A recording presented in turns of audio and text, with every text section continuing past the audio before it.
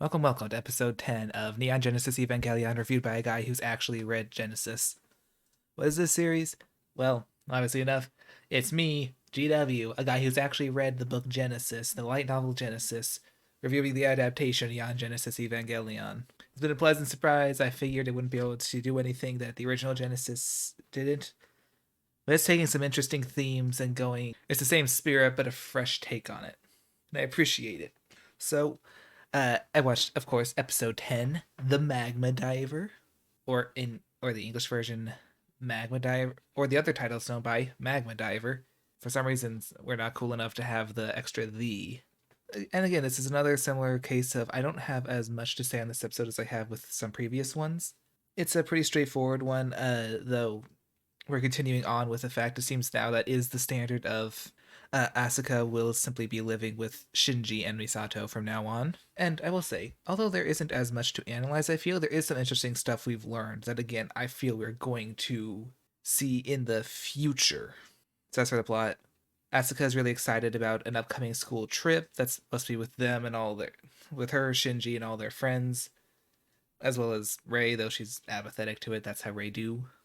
And of course, as we've seen this continue, that she just has a thing for Kaji.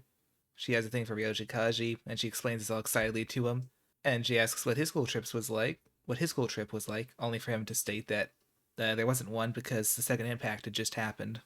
As a reminder, what the second impact was, it was basically a world-devastating event that destroyed much of the population, completely reshaped geography and culture. Just cute little stuff like that. Not too big a deal. However, she's informed by Misato that, yeah, they can't actually leave because, oh yeah, you kind of need to be on standby because you're kind of our last defense against, a third impact. And for a while, it seems like everything's just be relaxed. Uh, Shinji hangs out by the Nerves pools while Rei and eventually Asuka go swimming. And during this time, Shinji learns a bit about Asuka. He learns first off that she's actually apparently had graduated college already. Okay, he didn't learn a few things. He learned one thing about her, that she'd already graduated college. Apparently, was very intelligent. He also learned that she's struggling with Japanese still. She can't quite read the full language. And discussing it, they make a note of thermal expansion, which turns out to, of course, be useful later. And they get on call because turns out there's an angel. Oh, that's kind of in a cocoon-like state. It's kind of yet to be born, and it's inert in a volcano, and the pilots are asked, hey, go get that. We're gonna study it. And Asuka volunteers herself, though she really gets embarrassed when it turns out to go down there, she'd have to wear an expanding uniform for both her and her Eva that would protect against the extreme heat. She's embarrassed for a while, but eventually decides to do it after Rei volunteers herself, seeming to have a bit of a disdain for Rei. Though we'll see where they go with that in the end. And she lowers down while Shinji stays on standby. She pretty successfully captures the thing and starts going up a bit, but it awakens and breaks out. And in the descent down, she lost her knife, and oh, now she can't do anything about that. Oh, well, now this thing's gonna kill her, but then Shinji tosses him hers. She's fighting the angel. She realizes, hey, this isn't working, and then has the brilliant idea to use thermal expansion against the beast since it's used to the crushing depths and heat of the volcano. She then cuts open part of her suit, sprays into the thing's mouth, killing it. However, in the fight, the cords that had been used to lower her down started snapping, and she feared she was going to just crushed to death in the volcano below, and she very quickly resigns herself to her fate, surprisingly quickly, only for Shinji to, at the last second, dive in and catch her. Then Misato takes them to a hot spring to go relax for a bit. And there's, of course, a divider to, separate boys from girls.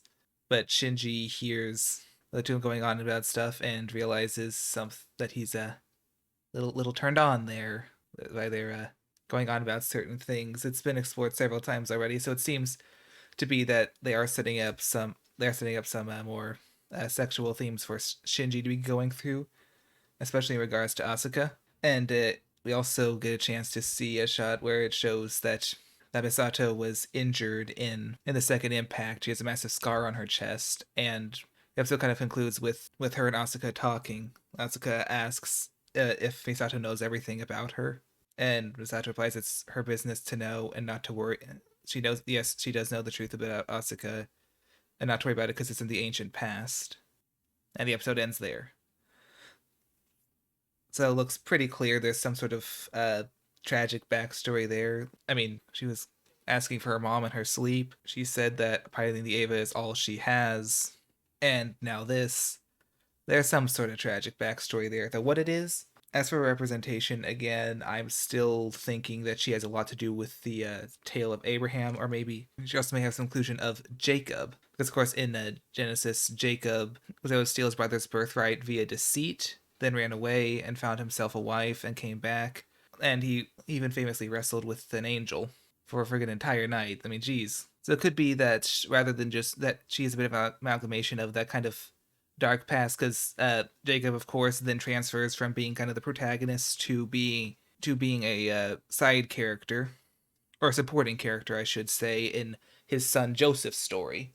So it could be that, and he would have kind of that tragic, dark past he doesn't want to talk about. Of course, Joseph also had kind of his dark past of being sold into slavery, all that, but that's kind of his entire story. But still, since he had this kind of, since Joseph was portrayed as a savior to his family that didn't recognize him in the end, there could also be that idea of that savior with a tragedy.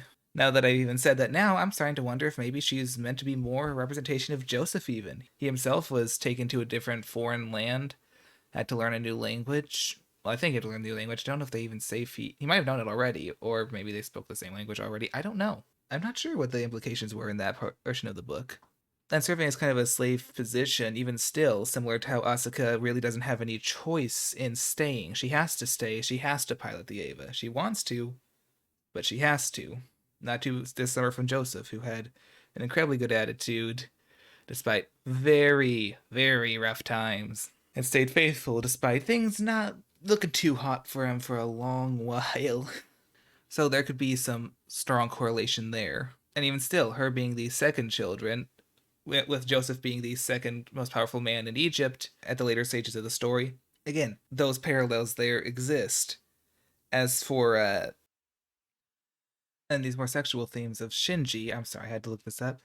Again, could also be similar to the story of Judah and Tamar, where Judah inadvertently slept with what turned out to be his daughter-in-law. So it could be some more of those sexual themes. And Judah's son Er died because he turned out to be a jerk.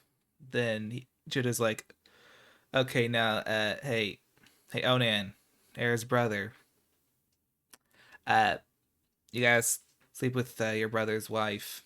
Then he didn't, and that did lot of weird stuff. It's a weird story, so it could be those similar sexual themes of failure and sin and loss, because it got Onan killed as well.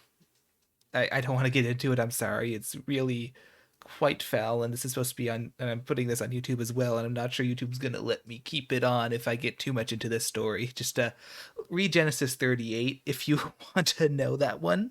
And could be, I'd like to get back into some Misato analysis that she could be, maybe she has some references to Noah as well, being kind of, again, she's like kind of the leader, Shinji's direct leader in Nerve. Could be similar to how Noah was a leader of his family. He's the one who saved them. And her love for the drink could be similar to Noah's story of getting extremely drunk and exposing himself to his son. Yeah, that was a thing. And this is after the flood, by the way, which, again, in here is adapted as a second impact. So, and being injured in that could be more similar to Noah's, or even his son's, where he was, he lost a lot of respect, had a lot of damage to his birthright, and his descendants had something not too dissimilar to a curse put upon them. It could be that she's meant to actually be a bit of a representation of Noah, and that kind of wound in her chest could be a wound to the, or a scar in her chest could be like a wound similar to that wound in Noah's prior, that stain on Ham. So it could be a combination of that, and could be since she's involved with Nerve, which are the exact ones reacting to the angels, which of course are what caused the second impact. Could be almost that facing of that same theme we were talking about earlier of facing consequences in her own lives. She's facing the consequences that she suffered initially, that she suffered in a second impact, and now trying to stop a third impact.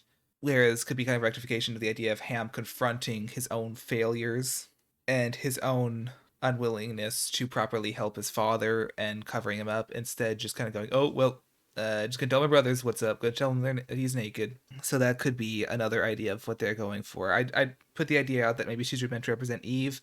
Maybe Eve doesn't have a direct representation here, or maybe it's Rey. I don't know. But what I do know is this: the only way to find out is to watch the next episode. So if you enjoyed this, please be sure to go and leave this a like, or whatever equivalent you have on whatever streaming service or anything you're using. Go ahead and follow or subscribe. Again, whatever it is on that whatever service. Comment if you can. Let me know what you think. And this is G friggin' W. Wishing you a good night, a good day, and good friggin' bye.